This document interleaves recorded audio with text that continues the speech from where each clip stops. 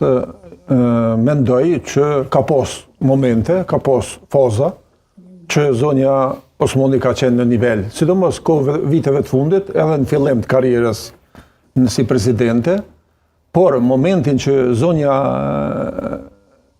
Osmani ka humbur për krahjen e Zotit Kurti është kur ju ka drejtu kuvendit dhe ka thënë që një farë mënyre Albin Kurti, sepse e ka di që me qeveri u thejë vetëm Albin Kurti dhe askush tjetër, edhe me shtetin në atë kohë, po luhet bigjëz me fatin e Kosovës.